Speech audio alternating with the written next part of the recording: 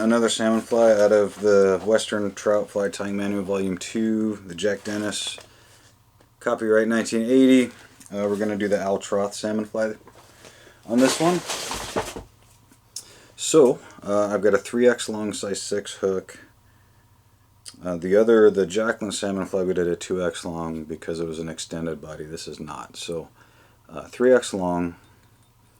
Give yourself a good thread base, and again I'll be using 240. This is like a burnt orange. I just had it. You can use any thick thread, 3/0's fine too. You just want to make sure they use thread a lot for ribbing, and that's why we want the thick stuff. So moose tail, moose body hair.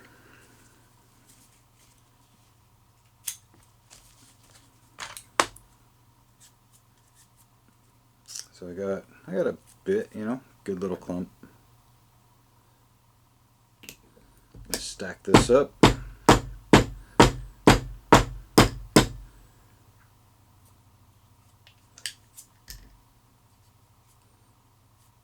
This maybe a bit much. We'll cut this down.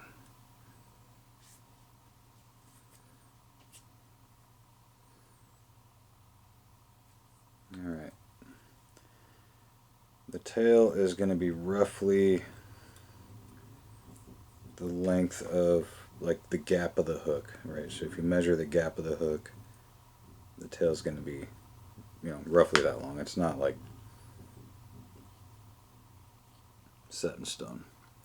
I'm going to wrap this all the way up.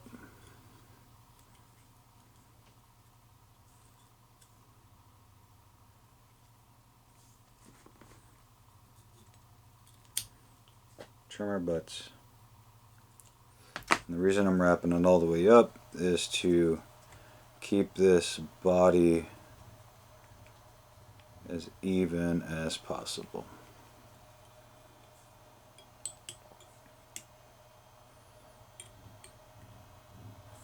Okay. For the body, originally the original pattern calls for pumpkin poly yarn. I don't know, somebody may have that somewhere. Gosh, I don't think I've seen pumpkin poly yarn maybe ever, but it still may be out there, I just haven't seen it. I'm just going to use a lighter orange dubbing for the body. And this is like a Scud dub. I mean, it's not even for dry flies, but it'll be fine. And I just like the color a lot, so that's what we'll do. We're going to dub this on pretty thin.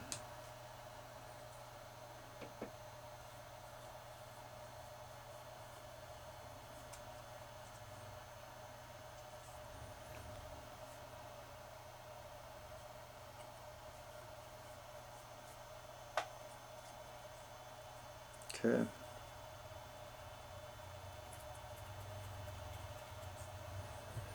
Now, for the shellback, if you want to call it that, or just the back shellback, I guess. I'm going to use orange bucktail. This is, I mean, you can use the sides here. They're pretty bright, so I like using this middle part where this was brown on the deer, but the modeling's really nice. So use this middle dark strip and try to find the longest you can out of here.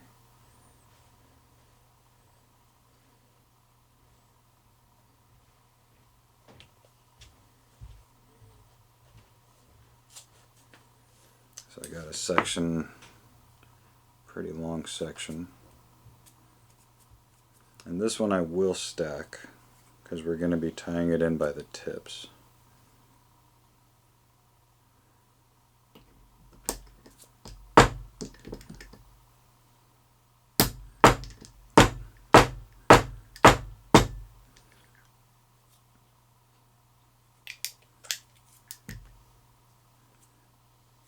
Okay.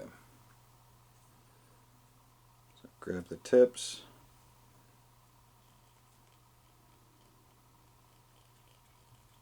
Tie it in. I'm going to wrap it back.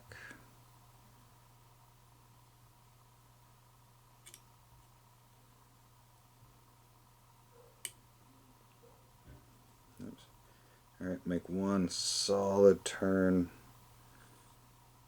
Bring it all forward.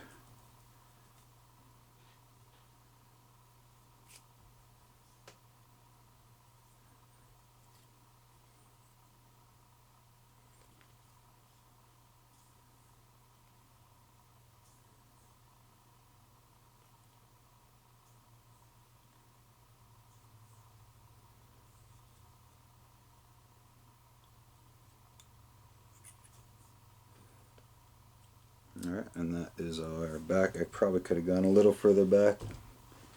Yeah, why don't we make sure it's right?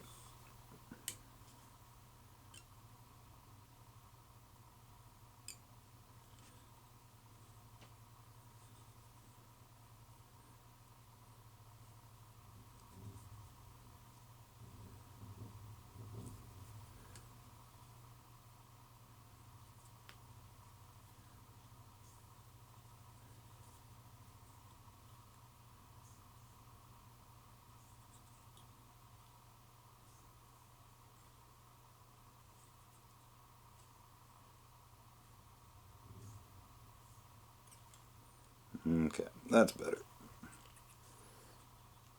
So I'm going to trim all this. Trim the little stragglers that weren't quite long enough.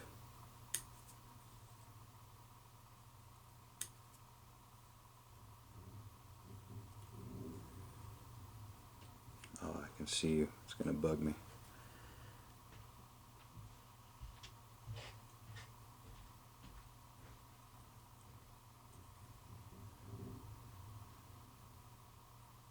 Got him. Alright. And tie all this down.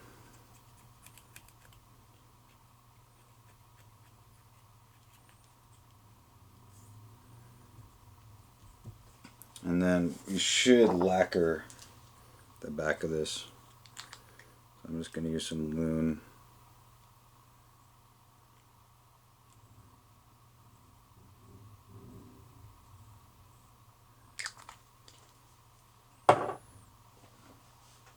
Basically varnish or whatever.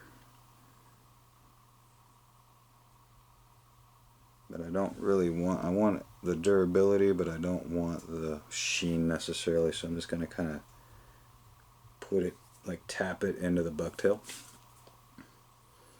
Alright, so I'm going to tie this off.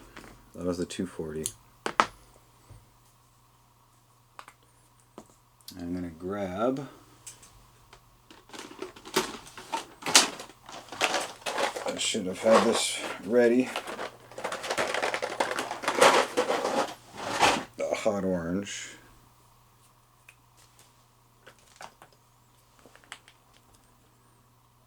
For the collar.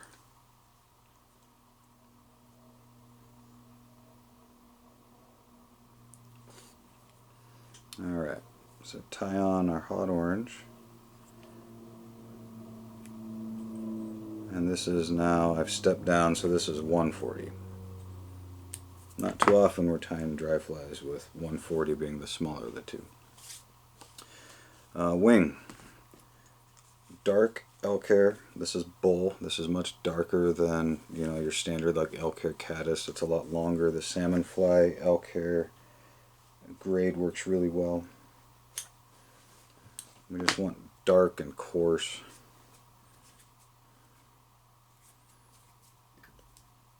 And with this long stuff, I don't have one of the giant hair stackers, so I'm just going to put it in by the butts, and that helps kind of tame it.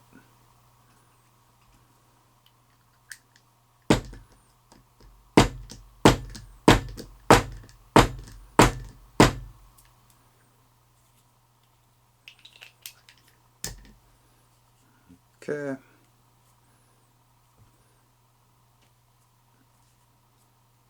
Pull out the dudes that aren't going to make the cut here, anything with broken tips.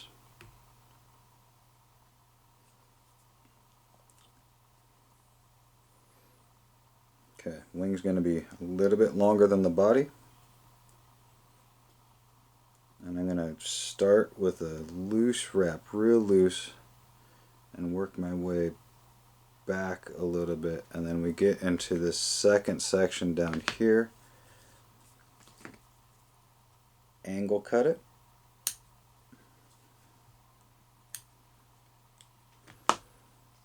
Now I'm going to tie in tight.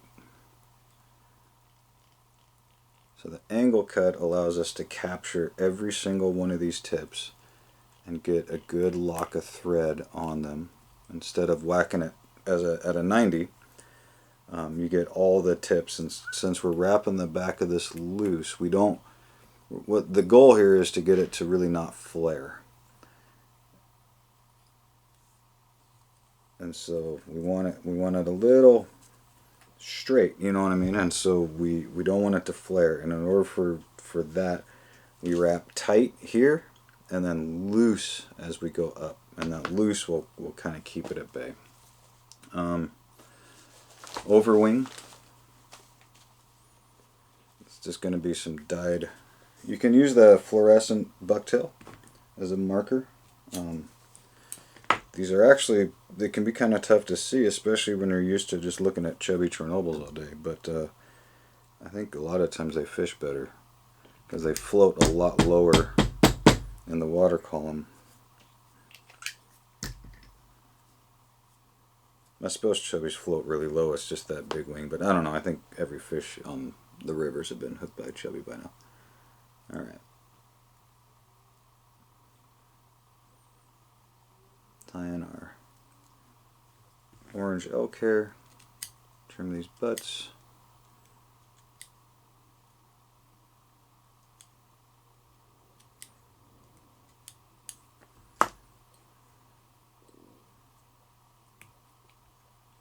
And then work up to the eye of the hook. Okay. Good looking bug so far. Got my hook a little bent somehow. Oh, it just broke the hook. Look at that.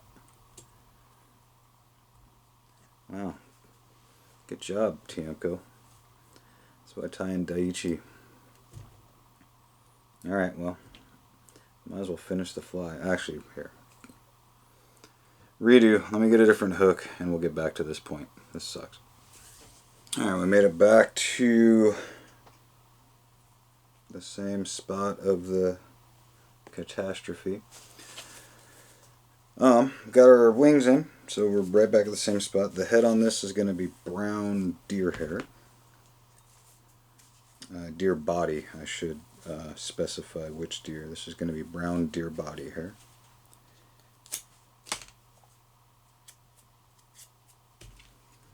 And I don't know what happened to my comb, so if you lose your comb like I tend to do, you can use your scissors and just kind of go through it like that.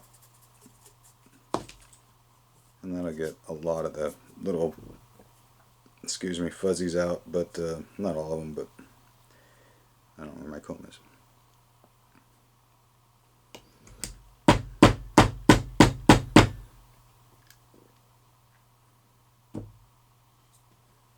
Alright, stack our deer. And then this one I won't pre-trim, we'll just trim it. I won't pre-trim it. So get our length here, we need a body plus the on this fly it specifically calls for the tips to extend to the hook point. So we're gonna measure out from the tip to the hook point. So we're looking at about here. One loose wrap, two loose wraps, go ahead and pull as they spin and then wrap her down.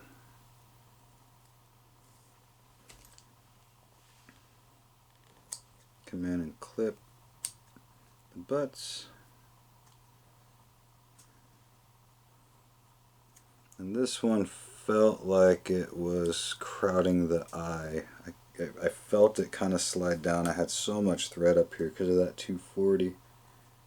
We'll see if it did, and if it did, I'll show you that there's a trick to save everything. If it did go to the eye, be very careful at this point moving the vise around because you don't want it to slide off and then have to redo it. You can save it without that.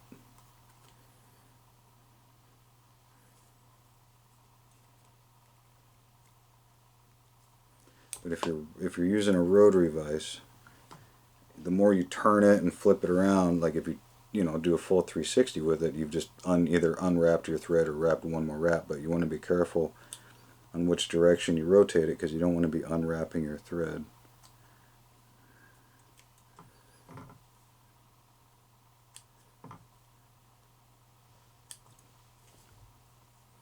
Alright, I think we got pretty much all of them. So at this point I'm just going to tighten her up, make some good solid, found a couple more. It's one thing too, when you'll find more as you tighten up, because where we're tying is the hollowest point of the hair, and so they kind of just tend to spring out at you. Okay, so move the thread back up to where we're making our bullet head. Yeah, so this eye is pretty crowded. So I'm going to bring it all back. Take your fingernails, just come up into it and just push everything back with your fingernails. You see that? I just worked everything back. So that eye was almost totally hidden, and we were able to work it back. You can also use those like deer hair tools and push it. Now I have seen people use straws for this. They'll just put a straw over it and it collapses all the deer hair. It works really good. I'm not going to do that. I just form a little diamond with my fingertips, bring it all back tight, as tight as you can. And usually like it'll come out, so as soon as you can get that thread wrapped, wrap it. Make like 2 or 3 good tight wraps. And I'll use a whip finisher on this one.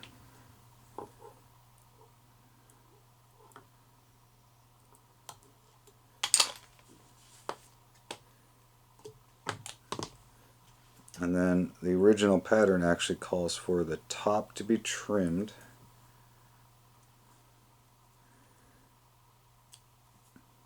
So the wing can go through.